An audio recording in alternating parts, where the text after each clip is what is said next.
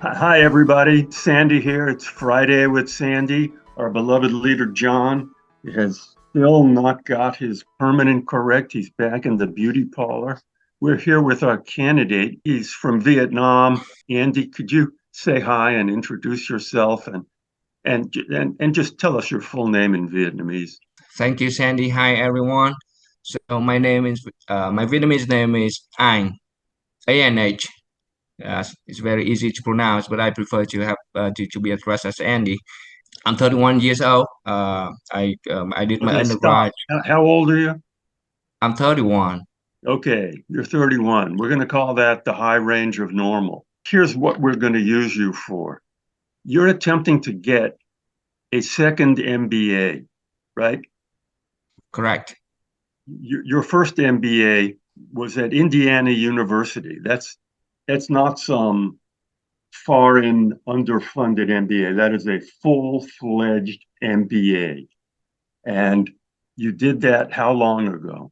I did that back in 2015, and I graduated in 2017. Yeah, so you got an MBA in 2017, 6 years ago. Yeah. Okay. And as we discussed in our pre-conference, you're going to have to explain why you need another one. This is Okay. critical.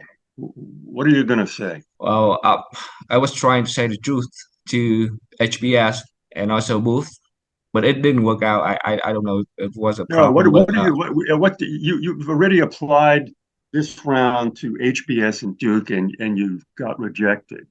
But yes, what did you say in your application about why you wanted a second MBA? I said that I didn't get most of my of the value of my first MBA, but I really value the first MBA because it helped me to land my current job at my current employer, and it was my dream job back then. And but You had a um, GPA of 3.9 and you got the MBA and it helped you land your current job, which you've yes, had for a long time at a very powerful company in Vietnam. One could say those are reasons not to get another MBA. It looks like the first one did its job. Do you understand what I'm saying? yes, I understand. It did, and it gave me a lot. It was a lifetime experience for me. Yeah, I agree. And you came to the United States, so what are you going to say this time? This time, I, I feel like I was at the peak, the plateau of my career, and Okay, I now let me just go. Let me take it a step at a time here. You've already applied this round for Harvard, Wharton, Booth, and Ross, right? it was my plan, but I decided to apply only to Harvard and Booth in the first round, and And I you got want to dinged. see. I got both two things. Yeah. Okay. That I don't find that unexpected. Me Uh, too. you've got a 3.5, you've got a 7.10. With those numbers, it's difficult to get into those schools. Not to mention the real burden you carry of already having an MBA. Okay. Yes. Okay. Tell me, we'll go back to the first MBA problem a little bit later. Tell me what you want your career to look like after you grad. Let's say you get into a let's say you got into Ross, okay, which is a great business school. What job would you want after you graduated? I want to work for a renewable developer, managing portfolio, which is a group of projects. And the long term, I want to go back to my country and even my current employer to help them to expand the energy industry in Vietnam, especially the Okay, wind energy. let's see if you're working for your current employer could be a more advantageous way to present yourself. Tell us who your current employer is. So I'm working for PTSC Mechanical and Construction. Got to Um, slow that down. People are unfamiliar with it. You okay, got to say, I work for a company based in Vietnam called PTSC Mechanical and Construction. People call Okay. it PTSC. Is that right? Yes. Okay. What do they do? And We you've worked there a long time, haven't you? I've worked for them for 6 years, over 6 years a little. 6 years. Okay. Now, are they a large company in Vietnam? Well, I would say one of the largest in the energy industry. Okay, schools are going to love that. That's what you've got going for you. They go, wow, we've got a candidate here in the energy industry in Vietnam. We're interested in Vietnam. We're interested in energy.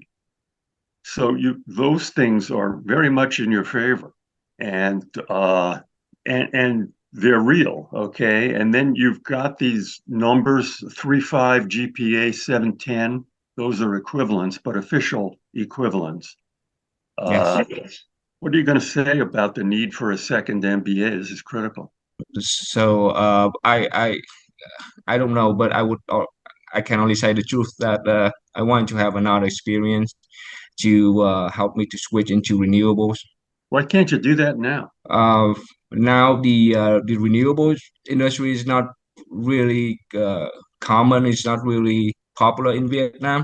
So our company, the most of our portfolio is in the oil and gas uh, sector. But we are So just helping. between you and me, what you want to do is get an American MBA to get you to America, to get a job with an American company that works in renewables, and then do that for 6, 8 years, and then go back to Vietnam when perhaps the renewable industry has been built out. That was a mouthful, but do you get it? Is that correct? It is correct, but I am not limited to America. It could be Europe, it could be East Sure. Asia, Singapore. Yeah, Okay, and yeah, that's yeah, important. What schools have you applied to this round so far? Harvard and Booth, and you got rejected. yes. Where are you thinking of applying? For round two, I'm trying to shoot for Stanford because they have they're very famous with their energy education, and Yeah, okay. I would call that a long shot. Stanford is incredibly difficult to get into. yes, I understand. I'm also targeting McCombs, which is also very well known for the energy. Uh, Ross was also one of my selected schools, and the rest I don't know. I have Wharton in mind, but you already said Wharton would be very difficult and probably zero chance to get in. The only chance you have to get into a selective school is to convince them that you plan to be a big deal in the energy space in Vietnam, and the company you work for is a leading energy company in Vietnam. Is it possible they could sponsor you, or they could sponsor you for an EMBA? Do they do that? I am the first case, the first MBA applicant from the company, and my direct supervisors supporting it, my boss supporting it, and I think I might be able to ask them to sponsor my MBA, but I have not shared the idea with them yet. Okay, that's a tough ask. Okay, Yes. let me give you some general advice. You've got to build your case on your company. You've got to say, I work for the leading or a leading energy water treatment company in Vietnam. I plan to go back there. I plan to rejoin my company. That's my plan. It would be super great if your company sponsored you. That could be the difference between night and day. You would have you'd still be a long shot, but you'd have a way Hmm. better chance. Right now, you just present yourself as someone who's confused and interesting and spending 2 years in America. Okay. What you would have to do is link yourself with your company. You say, I want a second MBA because here's my plan after business school. Okay, Okay. what could you say your plan is? Well, my plan. So after a post MBA, I would like to have join a renewable developer somewhere in the world to gain experience. And in the long term, I would like to go back to Vietnam, help the country, maybe even help my current employer to expand their Yeah, that's the way Renewable. you've got it. That's the way you've got to present yourself. Renewables, go back to Vietnam. Okay. And the Hmm. reason I'm applying, then you need a second part. The reason I'm applying for a second MBA, and then what you should do is find schools that have real programs or courses or are known for energy and renewables. Do you know those schools off? I know of Booth and Stanford. Yeah. Well, those schools are very, very selective. I don't think you're going to get in there. What you've got to find is a school ranked 10 to 20 that also is very energy concerned. Okay. We're talking about schools like Ross, Duke, NYU, Virginia, University of California at Los Angeles, also known as Anderson. Do you know these schools? I do.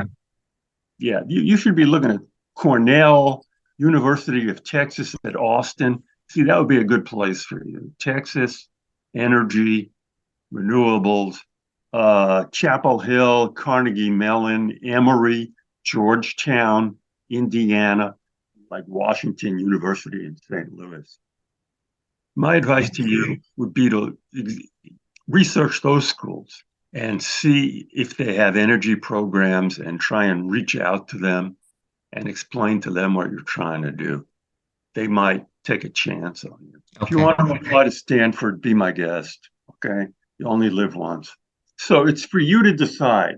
Well, let me ask you, uh, I don't know. Let's say you got into Vanderbilt or Ohio State or the University of Washington. Would you go there?